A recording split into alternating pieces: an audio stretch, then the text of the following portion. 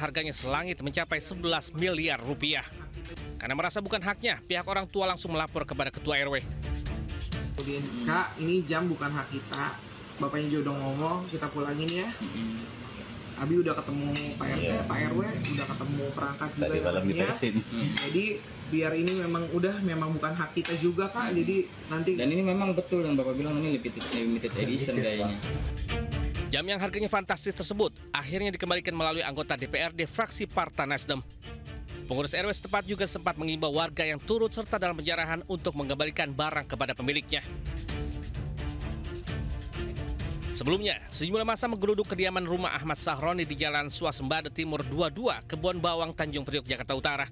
Selain melakukan pengerusakan terhadap sejumlah mobil, massa juga menjarah isi rumah diantaranya jam tangan mewah, tas branded, dan perabotan-perabotan rumah lainnya. Dari Jakarta, Rizky Falufi Anyus melaporkan.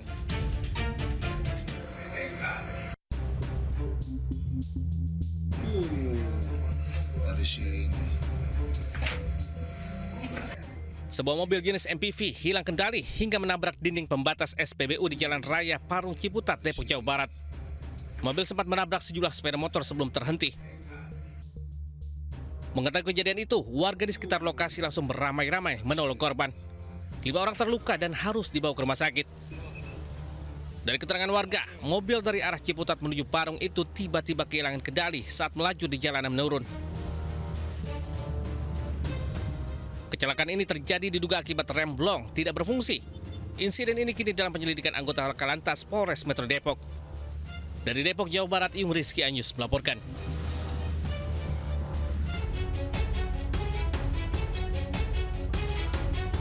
Jajaran TNI Angkatan Darat menggelar patroli di jantung ibu kota. Patroli diantaranya melibatkan 100 prajurit Yonif 318, motoris serta sejumlah kendaraan taktis. Rute patroli mencakup kawasan vital, mulai dari kawasan Medan Merdeka Barat, Tamrin, Sudirman, Pondok Indah, Mampang hingga Menteng. Patroli berskala besar juga digelar Polda Metro Jaya untuk menjaga situasi Jakarta tetap kondusif. Hal ini dilakukan untuk ketertiban pasca demo anarkis dan antisipasi kerusuhan. Patroli digelar 350 personil bersama dengan masyarakat karena keamanan Jakarta harus dijaga secara bersama-sama. Tim Liputan iNews melaporkan. Pemirsa, 5 orang yang masih satu keluarga jadi korban pembunuhan di Indramayu, Jawa Barat. Dugaan sementara para korban dirampok sebelum nyawanya dihabisi.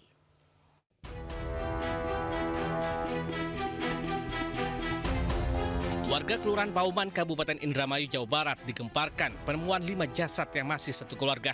Para korban terdiri dari ayah, ibu, bapak mertua, anak yang masih duduk di kelas 1 SD, serta bayi berusia 8 bulan. Penemuan jasad satu keluarga ini berawal dari kecurigaan tetangga korban yang mencium bau tak sedap dari rumah korban. Sementara penghuni rumah tak kunjung keluar selama 3 hari. Saat rumah dibongkar paksa, warga menemukan 5 jasad terkubur di halaman belakang. Pihak tetangga menduga penghuni rumah tewas setelah dirampok. Dalam kasus ini, polisi telah memeriksa sejumlah saksi dan mengamankan barang bukti, diantaranya baju korban dan telepon genggam. Sabtu kalau nggak salah tuh ada mobil pick up 2 begitu. Oh, di area situ ya. Berarti itu udah lama ya, berarti kemungkinan ya. Udah sekitar 4 hari 3 hari. 4 hari 3 hari itu warga baru tahu tadi ya. Taunya kenapa itu? Saat ini kelima jasad dievakuasi ke Rumah Sakit Bayangkara Losarang. Kasusnya kini masih ditangani unit Satreskrim Polres Indramayu. Dari Indramayu, Jawa Barat, Toh Iskandar Anyus melaporkan. Saling ejek di media sosial, seorang pemuda di Palembang, Sumatera Selatan harus menjadi korban pembacokan yang mengakibatkan korban mengalami 50 jahitan. Penganiayaan ini viral di media sosial.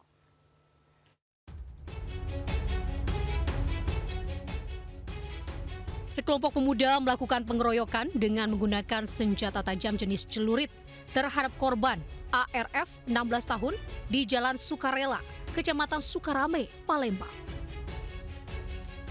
Korban alami luka di pipi, punggung, dan kaki akibat luka bacok kawanan pelaku. Beruntung, nyawa korban dapat diselamatkan warga yang membawanya ke rumah sakit. Diduga, ributan ini bermula dari aksi saling ejek di media sosial yang berujung saling dendam hingga kedua pihak bertemu untuk menyelesaikan pertikaian. Tak terima atas kejadian tersebut, korban didampingi orang tuanya melaporkan kejadian yang dialaminya ke Sentral Pelayanan Kepolisian Terpadu Polrestabes Palembang. Janjian ketemuan. Terus ya tapi rupanya dikeroyok. Keroyok. Pakai apa dikeroyok itu? Pakai saja. Orang berapa yang ngeroyok? Orang 4 apa orang 5. Kini, polisi masih memburu pelaku penganiayaan yang menyebabkan korban terluka. Petugas juga gencar berpatroli untuk mencegah adanya aksi tawuran pemuda di sejumlah tempat rawan. Dari Palembang, Sumatera Selatan, Muhammad David melaporkan. Pemirsa, seorang kakek berusia 72 tahun mencuri sepeda motor di Pekalongan, Jawa Tengah. Sementara seorang petani di Jember, Jawa Timur menjadi korban begal oleh orang yang baru dikenalnya dengan modus meminta antar ke rumah temannya.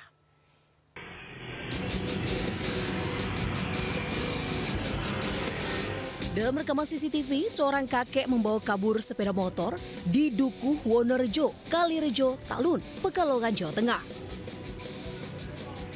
Motor diparkir namun pemilik lupa mencabut kunci.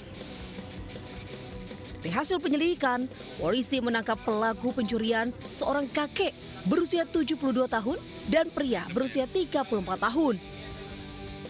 Sejumlah barang bukti termasuk STNK, BPKB, dan 1 unit motor Yamaha Vision diamankan. Pelaku mengaku mencuri motor untuk dijual namun sudah tertangkap. Para tersangka terancam hukuman 7 tahun penjara. Dari Pekalongan, Jawa Tengah, Suryono Soekarno melaporkan.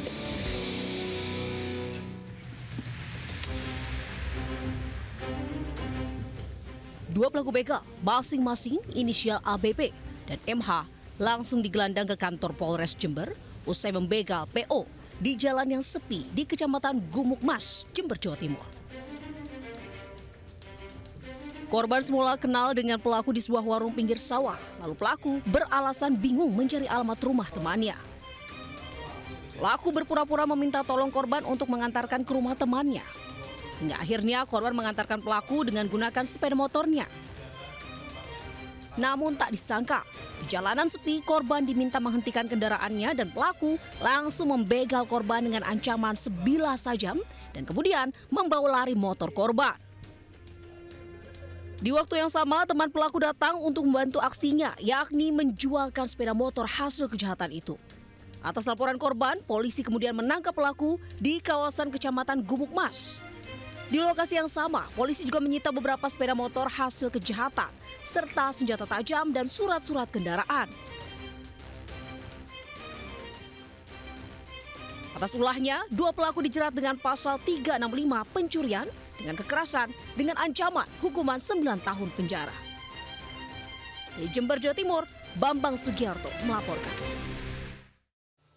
Sekelompok pria yang meresahkan warga di Kota Makassar, Sulawesi Selatan digerebek polisi. Sepeda motor tanpa identitas dan menggunakan knalpot brong disita.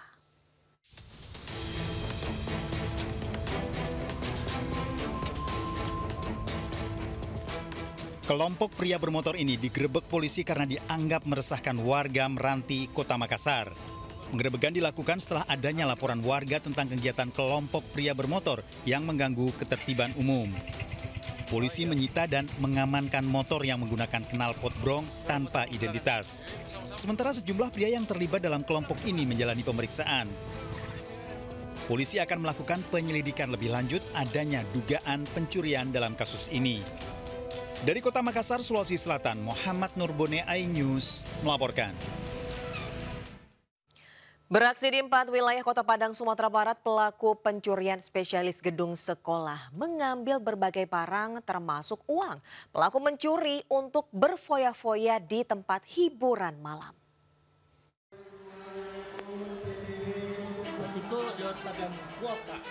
Aksi pencurian di SMP 7 Padang, daerah Lolong, Kecamatan Padang Barat, Kota Padang, terekam kamera CCTV sekolah. Pelaku membobol jendela ruang guru dan mengambil sejumlah uang yang berada di dalam laci. Polisi meringkus pelaku di daerah Simpang Haru.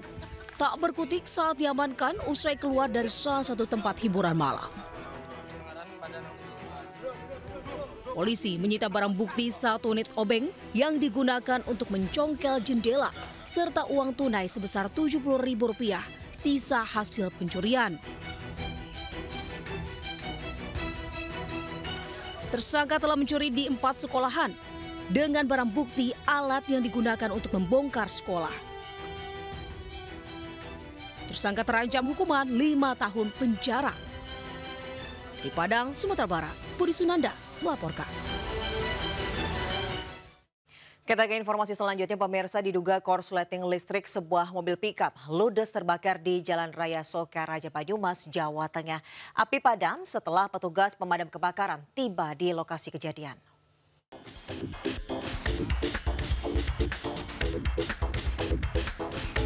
Api membakar mobil pickup di Jalan Suprapto, Sokaraja, Banyumas. Api yang muncul dari bagian depan mobil ini tiba-tiba saja langsung membesar. Kencangnya angin di area persawahan membuat api cepat menyambar ke bagian lain kendaraan. Dibantu warga, anggota Polsek Sokaraja berusaha memadamkan api. Namun kondisi angin yang kencang membuat api sulit untuk dipadamkan. Api berhasil dipadamkan 20 menit kemudian setelah petugas damkar dari Banyumas tiba di lokasi kejadian. Dari hasil penyelidikan, dugaan sementara, kebakaran dipicu korsleting listrik di bagian mesin. Dari Banyumas, Jawa Tengah, Saladin Ayubi, iNews melaporkan. Ya pemirsa, sebuah helikopter berpenumpang 8 orang hilang kontak usai terbang dari Kota Baru menuju Palangkaraya. Hingga kini tim SAR masih mencari helikopter tersebut.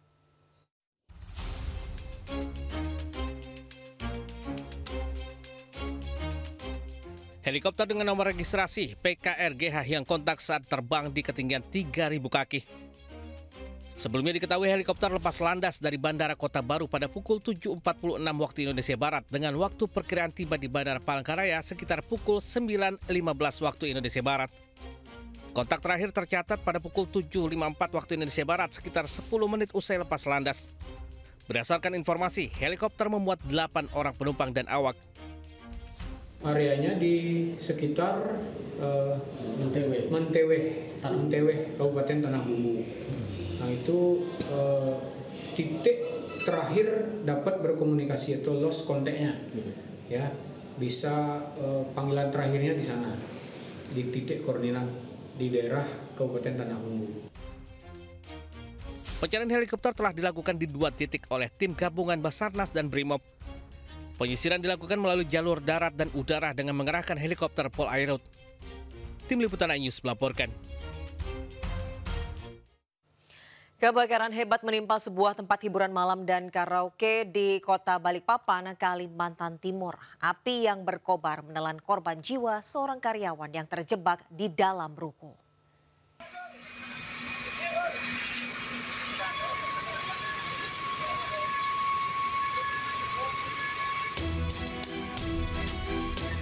Petugas pemadam kebakaran berjibaku memadamkan api yang melahap sebuah tempat hiburan malam dan karaoke di kawasan Ruko Balikpapan Permai, Kelurahan Damai, Kota Balikpapan, Kalimantan Timur. Api pertama kali muncul dari plafon salah satu ruko hingga merambat ke bangunan tempat hiburan malam yang berada di sebelahnya.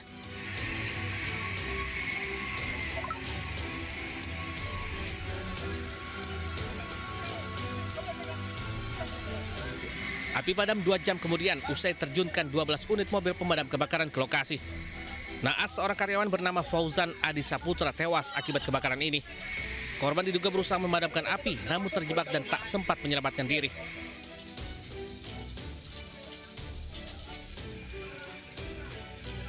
Jasad korban dievakuasi ke Rumah Sakit Kanu Joso Jatiwibowo, Balikpapan. Penyebab kebakaran masih diselidiki polisi. Dari Balikpapan, Kalimantan Timur, Mukmin Aziz, iNews melaporkan.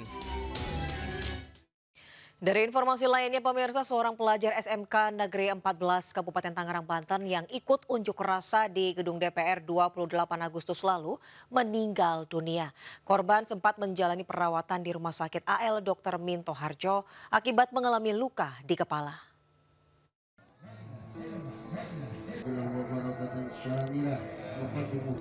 Suasana duka menyelimuti kediaman ALF pelajar yang tewas saat unjuk rasa di gedung DPR di Kecamatan Tigaraksa, Kabupaten Tangerang, Banten, Senin malam. Ibu korban yang memegangi foto anak sayangnya ini sesekali terisak setelah mengetahui anaknya yang masih berusia 16 tahun tewas dengan tragis. Sejumlah keluarga, kerabat dan warga menggelar tahlilan setelah memakamkan jenazah korban di TPU Puri Bidara pada Senin sore. Peristiwa ini bermula saat korban diajak temannya ikut demonstrasi di DPR pada 28 Agustus lalu. Korban izin kepada guru untuk pulang karena ingin mengantar ibunya berobat. Namun setelah pihak sekolah menghubungi keluarga, ternyata korban tidak berada di rumah. Usai demonstrasi di DPR, korban sempat dinyatakan hilang. Keluarga baru mengetahui keberadaan korban yang kritis akibat luka parah di kepala di RSAL Dr. Minto Harjo melalui media sosial. Dari media sosial itu karena memang mungkin rekan-rekannya, temannya di lingkungan mengetahui, jadi disampaikanlah ke pihak keluarga dan memang posisinya sudah di rumah sakit dan ditangani alhamdulillah dengan baik di rumah sakit tersebut. Keluarga mengaku ikhlas dengan kepergian korban. Dari Tangerang, Banten, Ai Marani, iNews melaporkan. Pemirsa, ini tidak untuk ditiru ya, bukannya menjauhi lokasi demo yang kian memanas, warga dan para pengendara justru berbondong-bondong datang ke depan gedung DPRD Jawa Barat demi menonton aksi demo.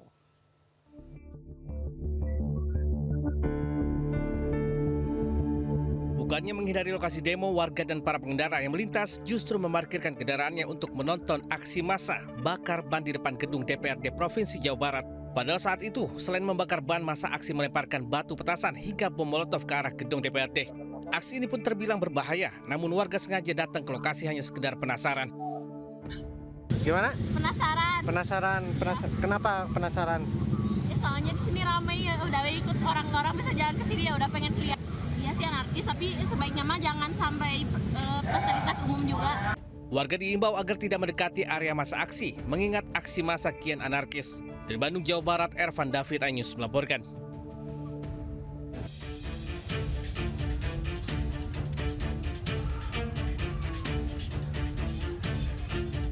Ratusan mahasiswa menggelar aksi di Bundaran Saronde, Kota Gorontalo. Mereka menyampaikan beberapa tuntutan, diantaranya meminta menteri yang bermasalah dicopot. Masa memblokade jalur Simpang 5 Gorontalo yang mengakibatkan arus lalu lintas lumpuh.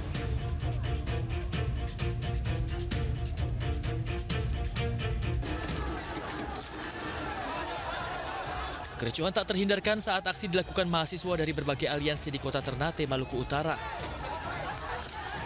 Masa yang berorasi dan mendesak masuk mendekati kantor DPRD Kota Ternate ditahan oleh aparat yang membentuk barikade pengamanan.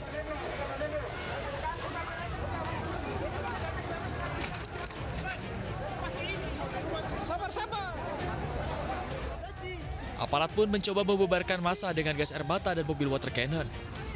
Aksi ini pun membuat massa melempari batu. Kericuhan juga mewarnai aksi mahasiswa di Kota Palopo, Sulawesi Selatan. Bentrok terjadi antara aparat kepolisian dan ribuan mahasiswa. Aparat melepaskan tembakan gas air mata untuk membubarkan kerumunan mahasiswa yang menduduki kantor DPRD Kota Palopo. Dalam orasinya, para mahasiswa mendesak pencopotan Kapolri. Tim Liputan, iNews melaporkan. Pemirsa, sejumlah aliansi masyarakat dan mahasiswa menggelar demo di depan gedung MPR DPR RI. Aksi serupa juga digelar mahasiswa di beberapa daerah.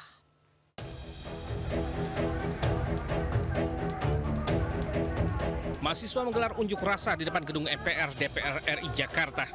Mereka membawa sejumlah tuntutan untuk para anggota dewan, diantaranya memecat anggota DPR yang tidak pro rakyat. Selain itu, massa juga menuntut DPR segera mengesahkan RUU perampasan aset. Massa juga menuntut pemecatan menteri dan wakil menteri yang masih merangkap jabatan sebagai komisaris di BUMN. Di Yogyakarta, ribuan mahasiswa dari sejumlah kampus menyuarakan 14 tuntutan diantaranya terkait tunjangan anggota DPR serta protes atas tindakan represif personil kepolisian dalam menyikapi aksi di Jakarta. Sementara di Bandung, massa aksi tak dikenal diduga menyusup massa aksi dan melempari gedung DPRD Jawa Barat. Selain itu, bom molotov serta petasan juga diarahkan ke arah DPRD Provinsi Jawa Barat. Massa yang anarkis juga membakar spanduk sisa aksi mahasiswa. Tim Liputan iNews melaporkan. Polres Jakarta Timur mengamankan sebanyak 9 orang diduga pelaku penjarahan rumah Uya Kuya di Duren Sawit, Jakarta Timur. Sementara itu 5 saksi diperiksa polisi terkait penjarahan di rumah Ahmad Sahroni.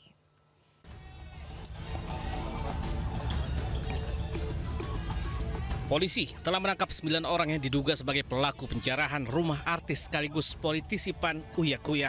Mereka diamankan dari kawasan Jakarta Timur, Bekasi, dan Tanjung Priok. Polisi masih memeriksa motif para pelaku dan memburu pelaku lainnya. Semalam kita saksikan juga, itu juga tindakan yang sangat anarkis. Tentunya sudah kita pisahkan antara warga dengan adanya kelompok massa. Dan kita amankan saat ini ada 9 orang masih dalam pendalaman. Sementara itu 5 saksi diperiksa polisi terkait penjarahan di rumah Ahmad Sahroni di Tanjung Priok, Jakarta Utara. Mereka dimintai keterangan terkait penjarahan yang dilakukan sekelompok orang tak dikenal. Mereka mengambil barang berharga, mulai dari tas, pakaian, bahkan peralatan rumah tangga, serta merusak mobil mewah yang ada di garasi. Dari Jakarta, Tim Liputan iNews melaporkan. Direktorat Reserse Kriminal Umum dan Laboratorium Forensik Polda Sulsel melakukan olah TKP di kantor DPRD Kota Makassar pasca dibakar oleh sejumlah oknum yang tidak bertanggung jawab. Kapolda Sulsel menegaskan akan segera menetapkan calon tersangka yang terlibat dalam aksi pembakaran ini.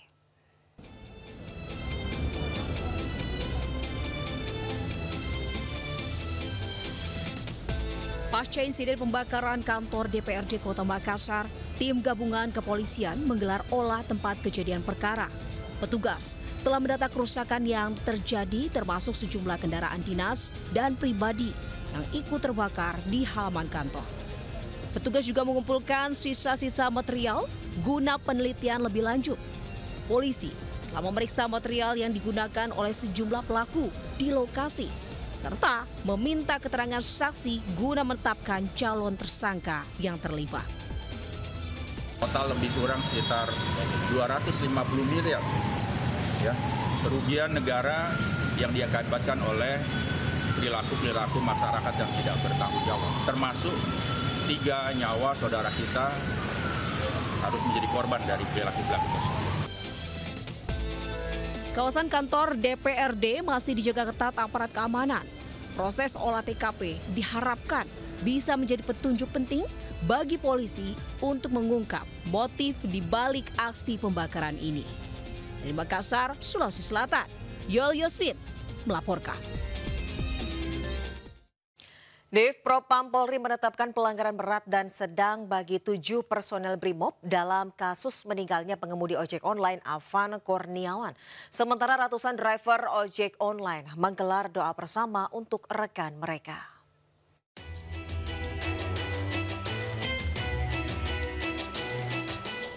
Divisi Propam Polri menetapkan 7 personel Brimob terlibat pelanggaran dalam kasus meninggalnya pengemudi ojek online Afan Kurniawan di kawasan Pejompongan, Jakarta Pusat, 28 Agustus lalu. Keputusan ini diambil setelah pemeriksaan sementara terhadap para personel usai insiden meninggalnya Afan Kurniawan saat ricu unjuk rasa di sekitar gedung DPR RI. Dari hasil pemeriksaan, di Propam Polri mengklasifikasikan pelanggaran menjadi 2 kategori, yakni pelanggaran berat dan pelanggaran sedang. 2 personel Kompol Kosmas Kajugae dan Bribka Rohmat melakukan pelanggaran berat karena berperan langsung sebagai pengemudi dan pendamping di kursi depan kendaraan taktis. Sementara 5 personel yang dikenakan pelanggaran sedang adalah Aibda M. Rohyani, Bribtu Danang, Bribtu Mardin, Baraka Jana Edi, dan Baraka Yohanes David. Mereka dinilai tidak memiliki kendali atas laju kendaraan tetapi tetap berkewajiban mematuhi prosedur operasional di lapangan. Div Propam Polri juga telah menjadwalkan pemeriksaan lanjutan terhadap seluruh personel, termasuk gelaran perkara dan sidang yang digelar pada Selasa dan Rabu esok. Polri membuka akses bagi Kompolnas dan Komnas HAM memantau jalannya proses pemeriksaan sebagai bentuk akuntabilitas Polri kepada publik. Tim Liputan iNews melaporkan.